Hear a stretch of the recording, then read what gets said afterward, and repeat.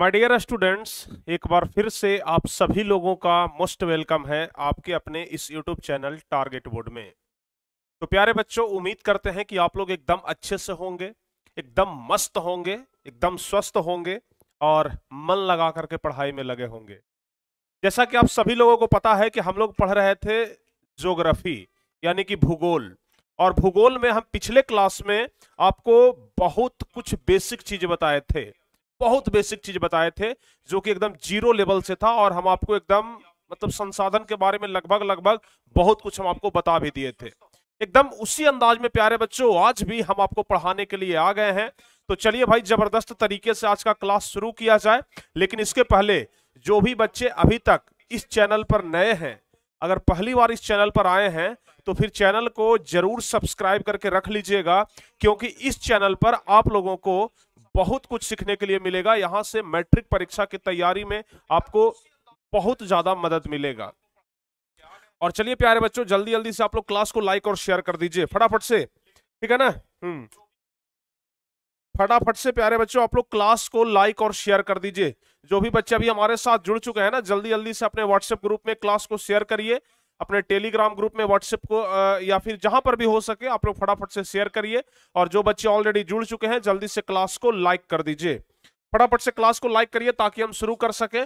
हम लोग पढ़ रहे थे ज्योग्राफी का पहला नंबर चैप्टर जिसका नाम है भारत संसाधन एवं उपयोग, यानी कि हम लोग रिसोर्सेस के बारे में पढ़ रहे थे। जो हमारे पृथ्वी पर संसाधन मौजूद हैं उस संसाधन के बारे में हम लोग पढ़ रहे थे और बहुत कुछ बताए थे। पिछले क्लास में हम आपको जैव संसाधन के बारे में बता दिए थे, अजैव संसाधन के बारे में बताए थे। उसके अलावा और भी संभावित नहीं बताए थे।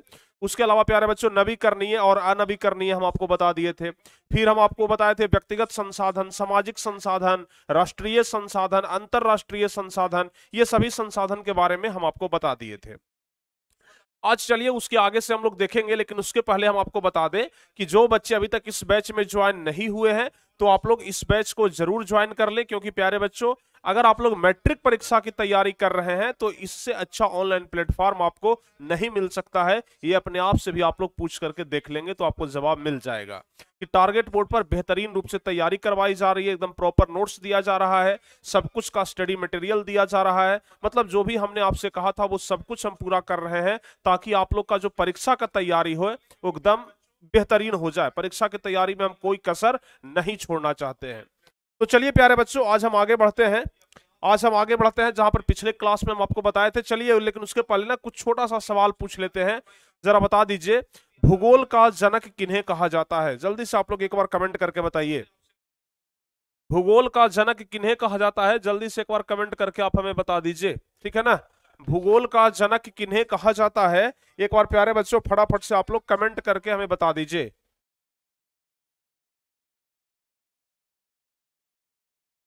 भूगोल का जनक इरेटोस्थनीज। अरे वाह, क्या बात है, लगता है कि एकदम सही जवाब आप लोग दे रहे हैं। भूगोल का जनक किन्हें कहा जाता है? फटाफट से बता दीजिए। चलिए सबका सही जवाब आना शुरू हो गया था, सबका सही जवाब आना शुरू हो गया है। एक बच्चे विराट कोहली लिख रहे हैं एक बच्चे विराट कोहली लिख रहे हैं कि भूगोल का जनक विराट कोहली को कहा जाता है। देखिए, चलिए भाई आगे बढ़ते हैं। आपको हम बताए थे कि भूगोल का जनक इरेटोस्थनीज को कहा जाता है, बताए थे ना। भूगोल का जनक किनको कहा जाता है? इरेटोस्थनीज को कहा जाता है। हम आपको प्यारे बच्चों ये भी बताए थे कि ज्योग्राफी शब्द दो शब्द से मिलकर के बना है, जो कि ग्रीक भाषा का शब्द है जियो प्लस ग्राफो। इसके बारे में हम आपको बता दिए थे। आपको हम बताए थे प्यारे बच्चों उत्पत्ति के आधार पर संसाधन के बारे में, उपयोगिता के आधार पर संसाधन के बारे में और स्वामित्व के आधार पर संसाधन के बारे में, ये सब कुछ हम आपको बता दिए थे। इसके अलावा जैव अजैव तो हम आपको बताए थे ही, नवीकरणीय अनवीकरणीय भी बता दिए थे, व्यक्तिगत, सामुदायिक, राष्ट्रीय और अंतरराष्ट्रीय, ये सब कुछ प्यारे बच्चों हम आपको बता दिए थे। आज जो हम आपको बताने वाले हैं ना, आर्थिक अपवर्जक क्षेत्र या फिर अपवर्जक आर्थिक क्षेत्र के बारे में बताएंगे। सबसे पहले अपवर्जक आर्थिक क्षेत्र के बारे में हम आपको सबसे पहले बताएंगे। अगर आपको याद होगा तो हम पिछले क्लास में आपको बताए थे, अगर आपको याद होगा तो हम पिछले क्लास में आपको बताए थे, जरा ध्यान से समझिएगा। जैसे मान लिया जाए प्यारे बच्चों कि ये क्या है, समुद्र है, ठीक है ना। जैसे मान लिया जाए कि ये क्या है, समुद्र है, ठीक है ना। यहां से पानी बह रहा है आगे की तरफ, ठीक है, यहां से पानी आगे की तरफ जा रहा है जी, ये मान लिया जाए कि क्या है, समुद्र है, ठीक है। ये क्या है, मान लिया जाए कि ये क्या है, समुद्र है। ध्यान से सुनिएगा हम क्या बोल रहे हैं। ये मान लिया जाए कि समुद्र है। कल भी हम आपको बताए थे, जैसे मान लिया जाए कि इधर भारत है और इधर जैसे मान लिया जाए कि अमेरिका है, ठीक है ना, इधर मान लिया जाए कि अमेरिका है। हम आपको क्या बताए थे कि अगर प्यारे बच्चों समुद्र पर कब्जा की बात किया जाए कि समुद्र पर किसका कब्जा होगा, तो कल हम आपको क्या बताए थे ना, यहां से अंदर तक, कल हम आपको क्या बताए थे, यहां से अंदर तक अगर जो हम लोग 200 किलोमीटर आगे बढ़ जाएंगे और इधर से अगर हम लोग 200 किलोमीटर आगे बढ़ जाएंगे, तो 200 किलोमीटर का जो क्षेत्र होगा ना, जैसे यहां से लेकर के यहां तक का जो क्षेत्र होगा, ये इधर से 200 किलोमीटर आगे तक अमेरिका का क्षेत्र होगा समुद्र में भी, और भारत का क्षेत्र होगा 200 किलोमीटर आगे तक। और बीच वाला जो ये भाग होगा, बीच वाला जो ये भाग होगा, ये अंतरराष्ट्रीय संसाधन में आता है। तो यह जो 200 किलोमीटर का जो क्षेत्र है ना समुद्र के अंदर, जिस पर कि किसी देश का कब्जा होता है, इसी क्षेत्र को क्या कहा जाता है, इसी क्षेत्र को हम लोग कहते हैं अपवर्जक आर्थिक क्षेत्र। क्या कहते हैं, अपवर्जक आर्थिक क्षेत्र कहते हैं। ध्यान में याद आया, अपवर्जक आर्थिक क्षेत्र कहलाता है, ठीक है ना। यही जो 200 किलोमीटर का क्षेत्र है ना, इसे ही हम लोग क्या कहते हैं, अपवर्जक आर्थिक क्षेत्र कहते हैं। आपको याद होगा, इसी चीज को हम लोग यहां पर पढ़ेंगे। अपवर्जक आर्थिक क्षेत्र क्या है, तो पिछले क्लास में हम आपको बताए थे कि किसी देश की समुद्री तट रेखा से, जो हमारा समुद्री तट है, जैसे ये हमारा समुद्री तट है, तो समुद्री तट रेखा से 200 किलोमीटर आगे तक का क्षेत्र, देखिए समुद्री तट रेखा से 200 किलोमीटर की दूरी तक का जो क्षेत्र होता है, उस पर किसी देश का अधिपत्य होता है, यानी कि किसी देश का अधिकार होता है। जैसे इधर से अगर हम भारत के एरिया से बात करेंगे, तो 200 किलोमीटर आगे तक भारत का कब्जा होगा। अगर अमेरिका के बगल में समुद्र है, तो अमेरिका के बगल में 200 किलोमीटर आगे तक, 200 किलोमीटर आगे समुद्र तक उसका क्षेत्र होगा, यानी कि अमेरिका का क्षेत्र होगा। मतलब अगर हमारे देश के सटा हुआ समुद्र है, तो समुद्र के अंदर भी समुद्र के अंदर भी 200 किलोमीटर का जो क्षेत्र होगा ना, वो उस देश का ही होता है। ध्यान से सुन लीजिएगा, तो 200 किलोमीटर की दूरी तक का क्षेत्र ना उस देश का अधिपत्य होता है, जिसका केवल वही, जैसे वह समुद्र में 200 किलोमीटर के अंदर में वह बिजली उत्पादन कर सकता है, मत्स्य पालन कर सकता है, परिवहन के लिए जहाज वगैरह जो चलता है उसका उपयोग कर सकता है, उसे ही हम लोग क्या कहते हैं, आर्थिक अपवर्जक क्षेत्र कहते हैं। समझ में आया, उसे ही हम लोग क्या कहते हैं, आर्थिक अपवर्जक क्षेत्र कहते हैं। जैसे मान लिया जाए कि यहां से प्यारे बच्चों, यहां से समुद्री तट रेखा है, इसके आगे 200 किलोमीटर तक का जो क्षेत्र है, मतलब यहां से यहां तक का जो क्षेत्र है, यह क्षेत्र कहलाएगा आर्थिक अपवर्जक क्षेत्र। क्या कहलाएगा, अपवर्जक आर्थिक क्षेत्र कहलाएगा। याद रहेगा ना। अमेरिका के लिए यहां से यहां तक का क्षेत्र क्या कहलाएगा, अपवर्जक आर्थिक क्षेत्र कहलाएगा। समझ गए ना। ये भारत और अमेरिका का सिर्फ एग्जाम्पल दिए हैं आपको समझने के लिए, ताकि आपको अच्छे तरीके से समझ में आ जाए। तो अपवर्जक आर्थिक क्षेत्र समझ में आया आप लोगों को, बताइए। अपवर्जक आर्थिक क्षेत्र आप लोग को समझ में आया कि समुद्री जो तट रेखा है, वहां से 200 किलोमीटर अंदर तक का जो क्षेत्र होता है, उस पर किसी देश का अधिकार होता है, और उस क्षेत्र को ही हम लोग क्या कहते हैं, अपवर्जक आर्थिक क्षेत्र कहते हैं, जिसका उपयोग कोई भी देश बिजली उत्पादन के लिए कर सकता है, मत्स्य पालन के लिए कर सकता है, परिवहन के लिए कर सकता है। बस समझ गए ना। तो इन सब चीजों का उपयोग इन सब चीजों के लिए ही किया जाता है, ठीक है। तो अपवर्जक आर्थिक क्षेत्र आप लोग समझ गए होंगे। कितने बच्चों को समझ में आया, जरा समझ में आया है तो एक बार कमेंट करके बता दीजिए। समझ में आया है तो कमेंट करके बताइए। हाँ यस भैया, समझ में आ गया। अरे वाह, क्या बात है, बहुत बढ़िया। 200 किलोमीटर ही क्यों भाई, तो क्या पूरा समुद्र ही कब्जा कर लेगा एक ही देश? अगर 200 किलोमीटर नहीं तो क्या पूरा समुद्र एक ही देश कब्जा कर लेगा? तब तो फिर समुद्र के लिए भी लड़ाई हो जाएगा ना जी। भारत कहेगा कि हमारा है, अमेरिका कहेगा कि नहीं समुद्र हमारा है। तो इसलिए ना बांट दिया गया कि 200 किलोमीटर तुम्हारा भी, 200 किलोमीटर उसका भी, और जो बीच वाला हिस्सा बच गया, देखिए बांट दिया गया है कि 200 किलोमीटर भाई तुम भी अपने कब्जे में रखो, इधर वाला भी जो है वो 200 किलोमीटर अपने कब्जे में रखेगा, और बीच वाला जो क्षेत्र हो जाएगा ये अंतरराष्ट्रीय संसाधन में आ जाएगा। किसमें? अंतरराष्ट्रीय संसाधन में आ जाएगा, ठीक है ना। ये अंतरराष्ट्रीय संसाधन में आ जाएगा। ना तो इस पर भारत का कब्जा होगा, ना तो अमेरिका का कब्जा होगा। ये बीच वाला एरिया का उपयोग कोई भी देश कर सकता है, एकदम छूट है। समझ गए ना, समझ में आया। तो ये होता है प्यारे बच्चों अपवर्जक आर्थिक क्षेत्र। समझ में आ गया। चलिए, तो अपवर्जक आर्थिक क्षेत्र से क्या समझते हैं, ये तो बात आप लोग को अच्छे तरीके से समझ में आ गया होगा। अब देखिएगा, विकास के स्तर पर भी संसाधन को 4 भागों में वर्गीकृत किया गया है। पिछले क्लास में हम लोग क्या पढ़े थे? पिछले क्लास में हम लोग पढ़े थे, उत्पत्ति के आधार पर पढ़े थे, उपयोगिता के आधार पर पढ़े थे, इसके अलावा और किस चीज के आधार पर पढ़े थे? उत्पत्ति के आधार पर पढ़े थे, उपयोगिता के आधार पर पढ़े थे, और क्या चीज के आधार पर पढ़े थे?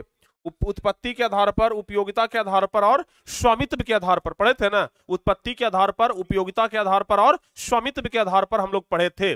उत्पत्ति के आधार पर पढ़े थे जैव अजैव, उपयोगिता के आधार पर पढ़े थे हम लोग नवीकरणीय और अनवीकरणीय, और स्वामित्व के आधार पर पढ़े थे व्यक्तिगत और सामुदायिक और राष्ट्रीय और अंतरराष्ट्रीय, 4 प्रकार के। यहां पर प्यारे बच्चों अभी हम लोग देखने वाले हैं कि विकास के स्तर पर भी संसाधन को 4 भागों में बांटा गया है, जिसका वो 4 भाग कौन कौन है? संभावी संसाधन, संचित कोष संसाधन, विकसित संसाधन और भंडार संसाधन। इसमें अगर बात किया जाए तो ये 2 प्यारे बच्चों सबसे ज्यादा जरूरी है, वेरी वेरी इंपॉर्टेंट है, जिसके बारे में परीक्षा में पूछा जाता है कि संभावी संसाधन क्या है और संचित कोष संसाधन क्या है। ठीक है ना, संभावी संसाधन क्या है और संचित कोष संसाधन क्या है, आपको ये पढ़ना होता है और ये परीक्षा में पूछता भी है। ठीक है ना। जरा ध्यान से देखिएगा, नाम से ही आपको नहीं लग रहा है संभावी संसाधन? संभावी मतलब संभावना से कुछ मिलता जुलता शब्द है ना।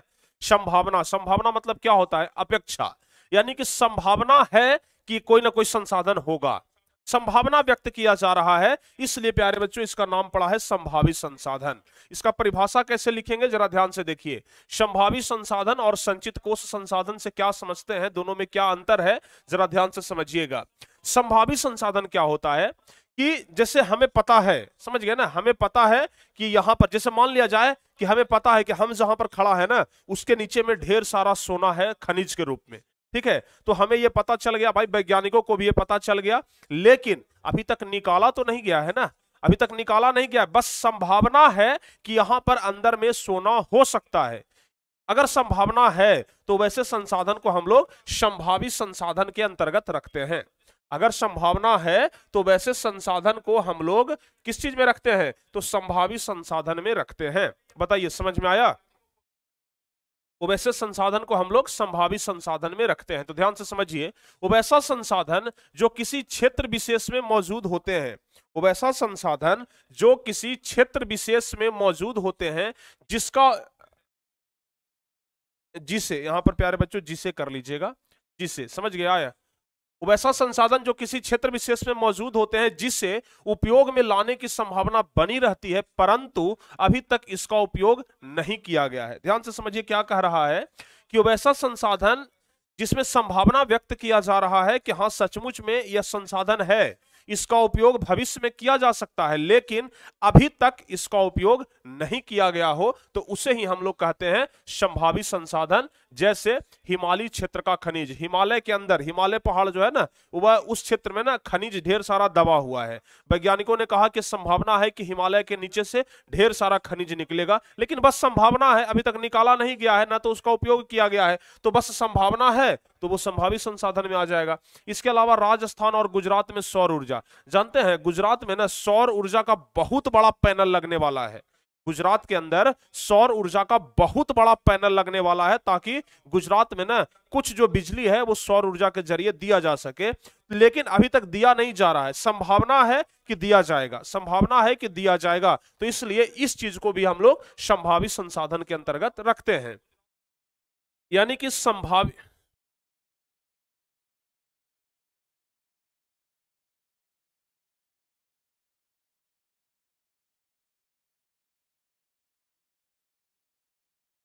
समझ में आया?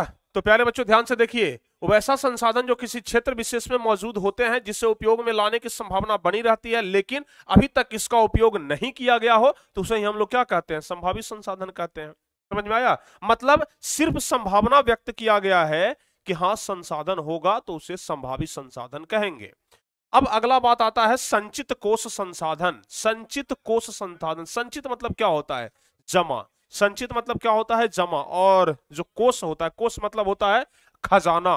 मतलब खजाना में ना हम इस चीज को जमा करके रखे हुए हैं, उसे ही हम लोग कहते हैं संचित कोष संसाधन। नाम से मिलता जुलता परिभाषा है संचित कोष संसाधन। तो क्या लिखेंगे? कुछ संसाधन ऐसे होते हैं जो भंडार संसाधन के ही अंश होते हैं। भंडार संसाधन जो कि अभी भंडारित है। समझ में आया? भंडारित है, भंडारण में है लेकिन अभी तक उपयोग नहीं किया गया। यहां पर आपको बताए थे ना, एक भंडार संसाधन भी होता है, तो मतलब भंडारण में संसाधन रखा हुआ है लेकिन उपयोग में नहीं लाया गया है, तो उसे हम लोग भंडार संसाधन कहते हैं। ठीक है, तो कुछ संसाधन ऐसे होते हैं जो भंडार संसाधन के ही अंश होते हैं, जिसे उपलब्ध तकनीक के आधार पर प्रयोग में लाया जा सकता है, इसका उपयोग तत्काल में नहीं हुआ है। यानी कि संचित कोश संसाधन उस संसाधन को कहते हैं, संचित कोश संसाधन उस संसाधन को कहते हैं जो कि भंडार में तो रखा हुआ है। संचित कोश संसाधन उस संसाधन को कहते हैं जो कि भंडार में तो रखा गया है लेकिन जिसका उपयोग अभी तक नहीं किया गया है। समझ में आया? भंडारण में रखा हुआ है लेकिन अभी तक जिसका प्रयोग नहीं किया गया है उसे ही प्यारे बच्चों हम लोग क्या कहते हैं? संचित कोश संसाधन कहते हैं। लेकिन संचित कोश संसाधन का एक खास बात यह होता है कि इसमें संभावना होता है कि भविष्य में उपयोग किया जाएगा। संचित कोश संसाधन में संभावना है कि भविष्य में इसका उपयोग किया जाएगा। तो इसका हम लोग क्या परिभाषा लिखेंगे? कुछ संसाधन ऐसे होते हैं जो भंडार संसाधन के ही अंश होते हैं, जिसे उपलब्ध तकनीक के आधार पर प्रयोग में लाया जा सकता है, इसका उपयोग तत्काल में नहीं हुआ है परंतु भविष्य के लिए यह सुरक्षित है, इसे भविष्य का पूंजी भी कहा जाता है। यानी कि संचित कोश संसाधन को भविष्य का पूंजी भी कहा जाता है। ठीक है ना, भविष्य का पूंजी भी कहा जाता है, ध्यान रखिएगा। तो संभावित संसाधन आपको समझ में आ गया कि बस संभावना व्यक्त किया गया है कि हाँ इस जगह पर संसाधन निकलेगा लेकिन अभी तक कंफर्म नहीं हुआ है। और यहाँ संचित कोश संसाधन मतलब क्या हुआ कि ये जानकारी है कि यहाँ पर संसाधन है, इसे हम लोग तकनीक के सहायता से उपयोग में भी ला सकते हैं लेकिन अभी तक उपयोग में नहीं लाए हैं, तो इसलिए इसका नाम है संचित कोश संसाधन। लेकिन भविष्य में यह उपेक्षा की जा रही है कि संचित कोश संसाधन का उपयोग किया जाएगा, इसलिए इस संसाधन को भविष्य का पूंजी भी कहा जाता है। समझ गए? इसलिए इस संसाधन को भविष्य का पूंजी भी कहा जाता है। तो संभावित संसाधन और संचित कोश संसाधन आप लोग समझ गए होंगे। भारत के गुजरात राज्य में सौर ऊर्जा का आधुनिक उपकरण बड़े स्तर पर लगाया जा रहा है। हम आपको क्या बताएं कि भारत का गुजरात राज्य है ना, जहां पर सौर ऊर्जा का बहुत बड़ा पैनल लगाया जा रहा है, सौर ऊर्जा का बहुत बड़ा पैनल लगाया जा रहा है। उसके अलावा ही महात्मा गांधी ने कहा था, देखिए महात्मा गांधी ने संसाधन के ऊपर ना एक चीज बहुत बड़ी बात कही थी कि हमारे पास पेट भरने के लिए सब कुछ है। महात्मा गांधी ने क्या कहा, जरा ध्यान से सुनिएगा कि हमारे पास पेट भरने के लिए सब कुछ है, इस पृथ्वी पर उपलब्ध है, जिससे कि सभी का पेट आराम से भर जाएगा। लेकिन लोग यहाँ पेट कम भरना चाहते हैं ना, पेटी ज्यादा भरना चाहते हैं। ठीक है, लोग यहाँ पेट कम भरना चाहते हैं, पेटी ज्यादा भरना चाहते हैं। तो इसलिए महात्मा गांधी ने कहा था पेटी ज्यादा भरना चाहते हैं, मतलब आप लोग समझ रहे हैं ना, पेटी ज्यादा भरना चाहते हैं मतलब आप लोग समझ रहे हैं ना। अरे इसका बात हो रहा है, लोग इसके लिए आजकल काम करते हैं। पेट के लिए अगर काम करे तो महीना में 10-20 हजार रुपया भी काफी है, लेकिन आजकल लोग पैसों के लिए काम करते हैं ना, पैसा जितना ज्यादा से ज्यादा हो हमारे पास जमा रहे। ठीक है, तो ध्यान से समझिए, भारत के गुजरात राज्य में सौर ऊर्जा का आधुनिक उपकरण बड़े स्तर पर लगाया जा रहा है, ये तो आपको बता ही दिए। इसके अलावा महात्मा गांधी ने कहा था कि हमारे पास पेट भरने के लिए बहुत कुछ है, हमारे पास पेट भरने के लिए बहुत कुछ है लेकिन पेटी भरने के लिए कुछ नहीं है। यह बात किसने कही थी? महात्मा गांधी ने। बताइए, याद रहेगा? महात्मा गांधी ने कहा कि हमारे पास पेट भरने के लिए बहुत कुछ है लेकिन पेटी भरने के लिए नहीं है। तो बताइए प्यारे बच्चों, यहां तक आपको याद रहेगा ना? जल्दी जल्दी से बता दीजिए, फटाफट से बता दीजिए, यहां तक आप लोगों को याद रहेगा? जल्दी से एक बार कमेंट करके बताइए, यहां तक आप लोग को याद रहेगा? फटाफट से एक बार कमेंट करके बता दीजिए, जल्दी से प्यारे बच्चों कमेंट करके आप लोग बताइए।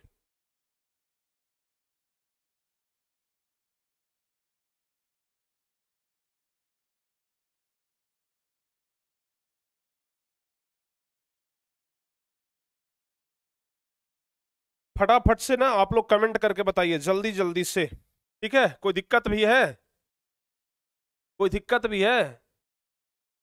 चलिए, कोई दिक्कत नहीं है सर।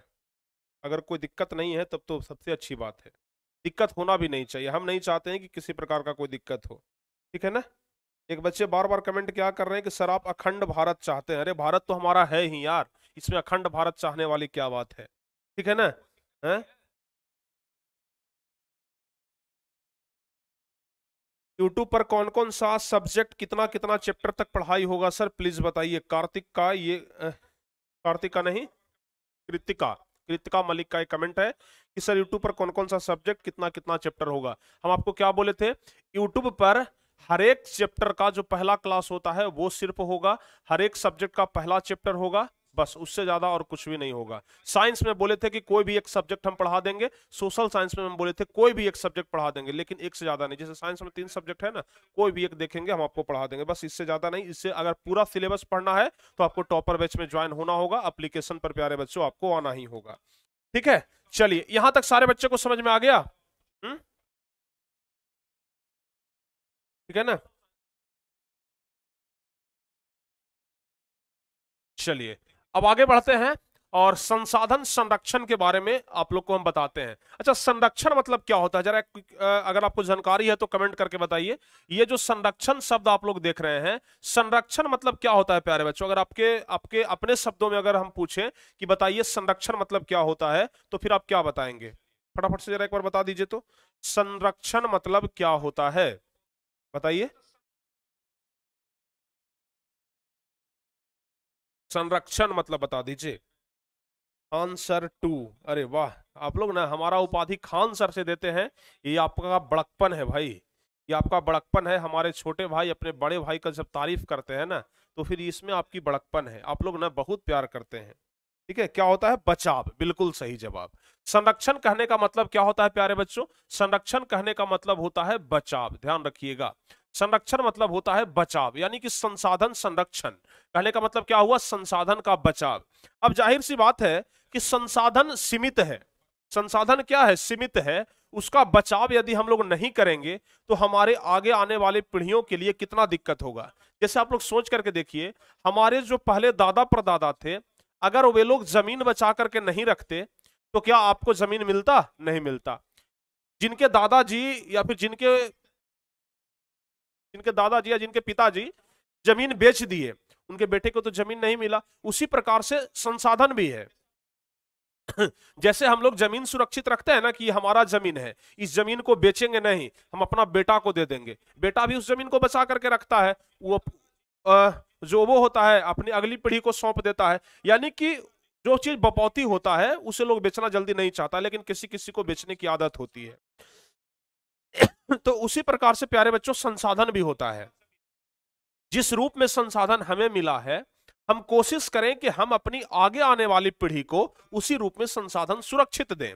लेकिन आज क्या हो रहा है? संसाधन का अति दोहन हो रहा है। अति दोहन मतलब समझते हैं?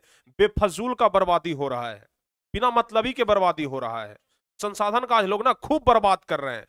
जैसे अगर पेट्रोल का ही बात कर लिया जाए, पेट्रोल अगर यहां से 10 मिनट का रास्ता पर भी जाना है ना, लोग तुरंत बाइक निकालते हैं, चलो रे बाइक से चलो। बताइए, वहां पर तो पेट्रोल चला, समझ गए ना। घर में बल्ब होता है, बिजली होता है, पंखा होता है, कोई नहीं भी है ना, पंखा चला करके छोड़ दिए, बल्ब जला करके छोड़ दिए, अरे बिजली बिल लग रहा है यार, टोका फंसा लिए हैं अलग से, मीटर वाला टोका नहीं है, टोका अलग से फंसा लिए हैं। अरे भाई तुम टोका तो अलग से फंसा लिए, लेकिन बिजली का तो खपत कर ही रहे हो ना, तो वो एनर्जी तो जा रहा है, संसाधन तो तुम ले ही रहे हो ना, है? तो तुम सोच रहे हो कि हमारा पैसा नहीं लग रहा है, तुम्हारा पैसा भले न लग रहा है, सरकार का तो पैसा लग रहा है। बिजली खपत किया, जितना यूनिट भी किया, उसका पैसा सरकार को तो देना ही पड़ेगा, भले तुम अब दो चाहे ना दो, तुम अलग से वो टोका बजा लो, उससे क्या दिक्कत है बताइए। ठीक है ना। तो यही सब होता है। तो संसाधन संरक्षण, संसाधन संरक्षण मतलब किस तरीके से हम लोग संसाधन का बचाव कर सकते हैं। जैसे कोयला है तो किस तरीके से बचाव कर सकते हैं, पेट्रोलियम है तो किस तरीके से हम उसका बचाव कर सकते हैं, कोई भी संसाधन किस तरीके से हम उसका बचाव कर सकते हैं, उसी को हम लोग संसाधन संरक्षण के अंतर्गत पढ़ेंगे। तो ध्यान से समझिए, सभ्यता और संस्कृति के विकास में संसाधन की अहम भूमिका होती है। कोई कहा जा रहा है कि किसी भी देश के सभ्यता और संस्कृति में संसाधन की अहम भूमिका होती है। संसाधनों को विवेकपूर्ण सामाजिक, आर्थिक और सांस्कृतिक एवं पर्यावरणीय समस्याओं के समाधान हेतु उपयोग करना ही क्या कहलाता है? संसाधन संरक्षण कहलाता है। यानी कहा जा रहा है कि संसाधन का उपयोग करिए, ऐसा नहीं कहा जा रहा है कि संसाधन का उपयोग करिए ही मत, संसाधन का उपयोग जरूर करिए, लेकिन जहां वाजिब है वहां करिए। ठीक है ना, जहां पर उसका जरूरी है वहां करिए, ऐसा नहीं कि कहीं पर भी हम लोग संसाधन का अति दोहन कर रहे हैं। जैसे जल संसाधन ही हो गया, पानी का, जहां नहाना चाहिए 1 बाल्टी से, जहां लोग 10 बाल्टी से नहाता है। आजकल तो और गर्मी में क्या करता है, लोग एकदम खोल करके कहता है एकदम झरना में नहा रहे हैं, ठीक है ना, ठीक है, आराम से, मतलब 1 बाल्टी की जगह 10 बाल्टी पानी का खपत हो रहा है कि नहीं हो रहा है, हो रहा है ना, हो रहा है ना। हाँ, तो यही सब होता है संसाधन का विदोहन, तो उसे ही संरक्षित करना चाहिए। कहा जा रहा है कि संसाधनों का उपयोग करिए, लेकिन विवेकपूर्ण उपयोग करिए, बुद्धिमता से उपयोग करिए, सामाजिक, आर्थिक, सांस्कृतिक एवं पर्यावरणीय समस्याओं के समाधान के लिए उसका उपयोग करिए, ताकि भविष्य में आने वाले पीढ़ी को इसी रूप में संसाधन मिले, जिस रूप में संसाधन हमें मिला है, हम अपनी आने वाली पीढ़ी को उसी रूप में संसाधन दें। अरे तो आगे वाला जो पीढ़ी रहेगा वो क्या कहेगा, अरे हमारा बाप था और हमारा दादा था, हमारा हमारा जो पहले वाला पूर्वज था, सब चीज खत्म करके चल गया है। जैसे अगर कोयला पहले ही खत्म हो जाता, कोयला अगर पहले खत्म हो जाता, हम लोग को कोयला नहीं मिलता, तो हम लोग बोलते ना, अरे हम लोग का जो पूर्वज था ना, सब कोयला वही सब लहरा दिया, सब कोयला वही सब जरा दिया, हम लोग को कोयला मिला कहाँ है? बोलेगा ना जी, बोलेगा ना कि नहीं बोलेगा। उसी तरीके से जब हम अपना पूरा संसाधन खत्म कर देंगे, तो हमारी आगे आने वाली जो पीढ़ी है, जो हमारा बेटा होगा, जो हमारा पोता होगा, वो क्या कहेगा, अरे हमारे दादा तो सब संसाधन पहले ही खत्म कर दिया, बचने कहाँ दिया। जिस तरीके से अगर कोई जमीन बेच देता है तो कहता ना है, अरे हमारे दादाजी थोड़ा जमीन का बेचुआ व्यक्ति थे, पूरा जमीनें बेच दिए, हम लोगों के लिए जमीन रखे ही नहीं। बोलता है ना कि हमारे दादाजी, हमारे पिताजी पूरा जमीन बेच दिए। उसी तरीके से संसाधन भी है प्यारे बच्चों, समझ लीजिए ना कि संसाधन भी आपका जमीन है, उसको सुरक्षित रखना है, ताकि आगे आने वाली पीढ़ी को हम उसी रूप में संसाधन को सौंप सके, ठीक है ना। तो भविष्य में आने वाली पीढ़ी को भी हम इसी रूप में संसाधन दे सकें, अतः इसका संरक्षण या बचाव करना बहुत ही ज्यादा आवश्यक है। समझ में आया? अतः संसाधन का संरक्षण करना क्या है, बहुत ही ज्यादा आवश्यक है, ठीक है। सरकार, देखो भाई, सरकार तो लूट रही है कि नहीं लूट रही है, ये तो सबके आंखों के सामने है। एक बच्चे का कमेंट है कि सरकार तो सब लूटने में लगी हुई है। सर, सरकार लूट रही है कि नहीं लूट रही है, ये तो सबके सामने है, सबको दिखाई दे रहा है, ठीक है ना। सबको दिखाई दे रहा है कि नियम कानून सिर्फ गरीबों के लिए बनते हैं। जो नियम कानून है ना, सिर्फ गरीबों के लिए बनते हैं, लाचारों के लिए बनते हैं, असहायों के लिए बनते हैं।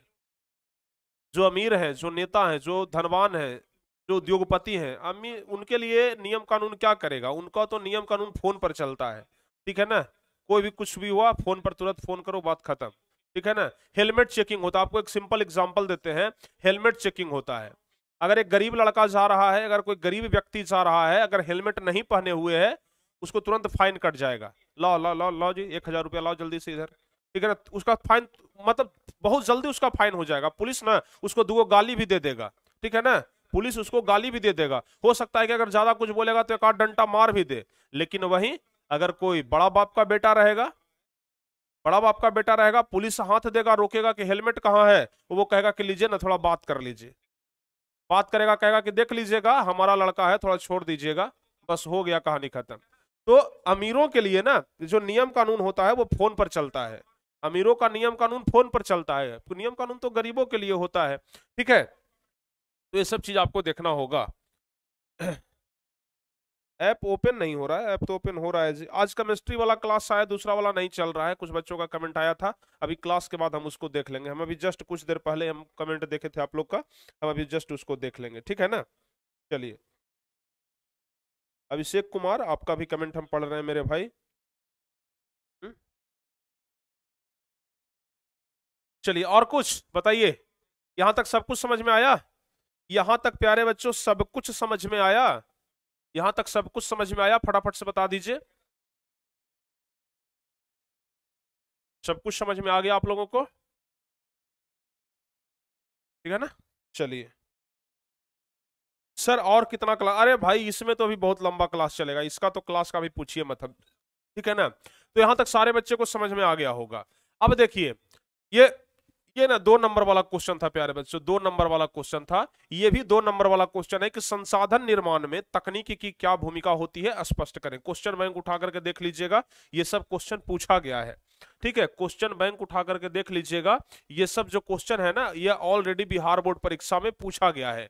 तो क्या कह रहा है, जरा ध्यान से देखिए, संसाधन निर्माण में तकनीक की क्या भूमिका होती है। तो ध्यान से सुनिए, संसाधन निर्माण में तकनीक की अहम भूमिका होती है, क्योंकि विभिन्न उपकरणों और मानव कुशलता के कारण ही संसाधनों की खोज किसी भी स्थान पर उत्खनन से पहले की जाती है। यानी कि संसाधन में तकनीक की क्या भूमिका है, यह आपसे पूछा जा रहा है। वैज्ञानिक अगर संसाधन को खोजता है, जैसे जमीन के अंदर कहीं पर लोहा मिलता है, कहीं पर एल्युमिनियम मिलता है, कहीं पर सोना मिलता है, कहीं पर चांदी मिलता है, कहीं पर कोयला मिलता है, तो सब जगह तो वैज्ञानिक खोद खोद करके जमीन को नहीं देखता है, सब जगह पर गड्ढा खतता है, अरे यहां पर नहीं मिला वहां पर खतो, अब यहां पर नहीं मिला अब वहां पर खतो, ऐसे करता है नहीं ना। मशीन की सहायता से, यानी कि तकनीक की सहायता से यह पता कर लेता है कि किस जगह पर संसाधन है। समझ गए, तकनीक की सहायता से यह पता कर लेता है कि आखिर संसाधन किस जगह पर है, और उसी जगह पर खुदाई करता है, उत्खनन करता है, उसे संसाधन मिल जाता है। ठीक है, तो संसाधन निर्माण में तकनीक की अहम भूमिका होती है, क्योंकि विभिन्न उपकरणों, उपकरण मतलब क्या होता है, मशीन, तो विभिन्न उपकरणों और मानव की कार्य कुशलता के कारण ही संसाधनों की खोज किसी भी स्थान पर उत्खनन से पहले की जाती है। मतलब उत्खनन खतने से पहले ना पता कर लिया जाता है कि यहां पर संसाधन है, गड्ढा खतने से पहले पता कर लिया जाता है कि यहां पर संसाधन है। बिना तकनीक अथवा कार्य कौशल एवं निपुणता के बिना संसाधनों का खोज एवं उपयोग की विधि पाना संभव नहीं है। यानी कि जब तक तकनीक नहीं रहेगा तो संसाधन नहीं मिल सकता है, जब तक तकनीक नहीं रहेगा तो संसाधन मिल ही नहीं सकता है। एक चापाकल हम लोग गड़वाते हैं, चापाकल गड़वाते हैं ना, तो क्या सब जगह पर गड्ढा खोद के देखते हैं कि कहां पर बालू मिल रहा है, बालू जहां मिलेगा वहां पर कल चापाकल गाड़ देंगे, ऐसे होता है क्या, नहीं ना। वहां पर पहले बोरिंग किया जाता है, मिस्त्री आता है, उसको गड्ढा खत्ते खत्ते बोरिंग करता है, मतलब वहां पर भी तकनीक लग रहा है। मतलब जल संसाधन पाने के लिए भी तकनीक की आवश्यकता है। यानी कि हर एक संसाधन में ना तकनीक की भूमिका अहम होती है। बिना तकनीक का कुछ हो ही नहीं सकता है, बिना तकनीक का कुछ हो ही नहीं सकता है। तो अगर आपसे पूछा जाएगा कि संसाधन निर्माण में तकनीक की क्या भूमिका होती है, तो आपको तो अब जानकारी हो गया ना कि तकनीक की क्या भूमिका है। तकनीक की बहुत भूमिका है, बिना तकनीक का कुछ होगा ही नहीं। बिना तकनीक का, बिना कुछ कार्य कुशलता का कुछ हो सकता है, कुछ नहीं हो सकता है। ठीक है, चलिए,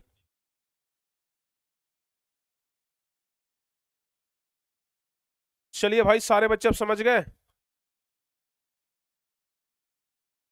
बहुत बढ़िया। जल्दी जल्दी से बताइए। रितेश कुमार लिख रहे हैं कि सर जहानाबाद से हम हैं। चलिए बहुत बढ़िया है भाई, आप हमारे पड़ोसी हुए। और अनीस मौर्य लिख रहे हैं कि जहानाबाद से कौन कौन है। अरे भाई, चलिए अभी आप लोग जान पहचान मत करिए। और अभी भी लगभग 200-300 बच्चे क्लास को लाइक नहीं किए हैं। सारे बच्चे मिलकर के ना जल्दी से आप लोग क्लास को लाइक कर दीजिए, ठीक है। जल्दी जल्दी से प्यारे बच्चों आप लोग ना क्लास को लाइक कर दीजिए, ठीक है। शेयर भी होते रहना चाहिए, आप लोग शेयर बिल्कुल भी नहीं करते हैं, शेयर भी होते रहना चाहिए। यहां तक सारे बच्चों को समझ में आ गया ना, यहां तक तो किसी प्रकार का कोई दिक्कत नहीं होगा, किसी प्रकार का कोई दिक्कत नहीं होगा। चलिए, तो संसाधन संरक्षण की उपयोगिता समझ गए, संसाधन निर्माण में तकनीक की क्या भूमिका होती है यह भी आप लोग समझ गए।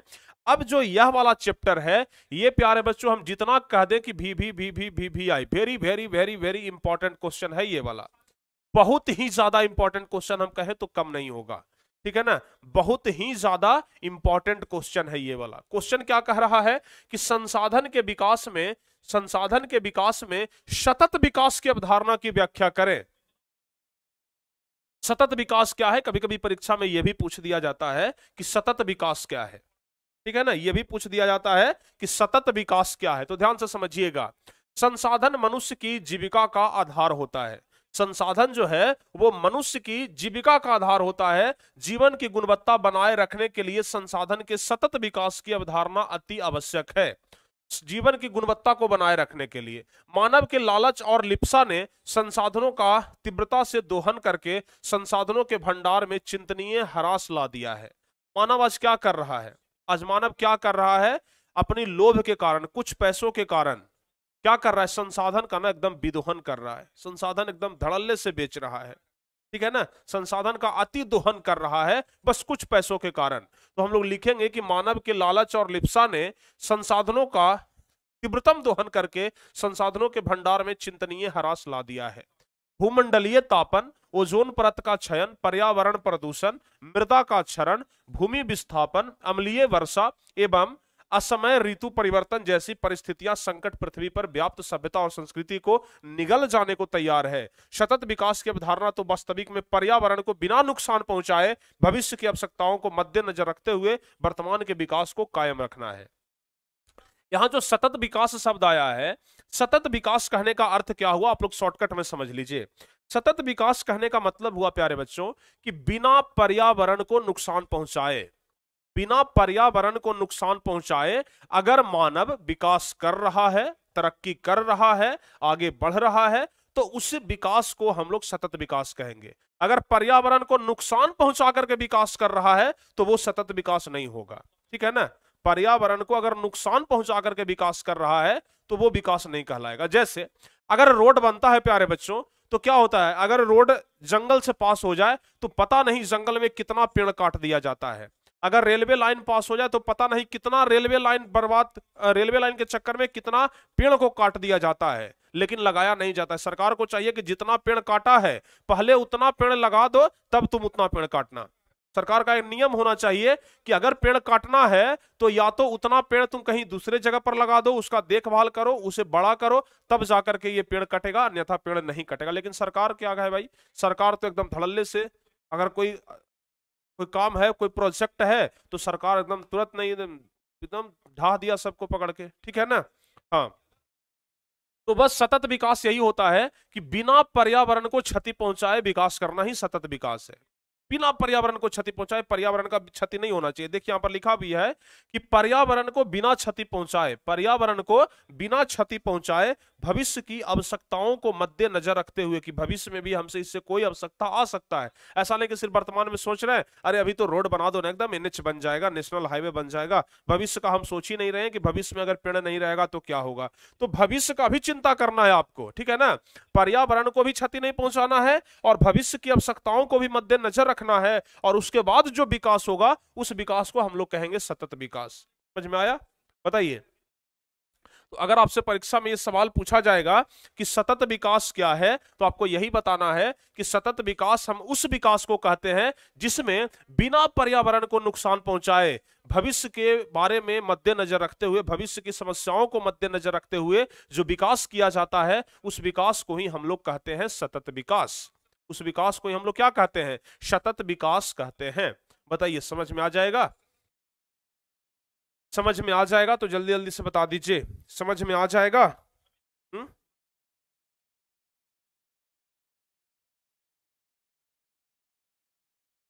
समझ में आ गया ना? तो सतत विकास की अवधारणा आप लोग समझ गए। सतत विकास क्या है आप लोग समझ गए, जल्दी जल्दी से बता दीजिए।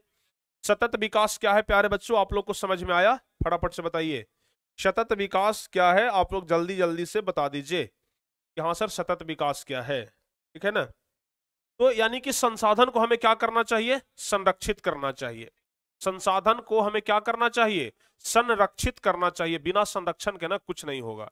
संसाधन को हमें हर हाल में क्या करना होगा? संरक्षण करना ही होगा, संरक्षित करना ही होगा।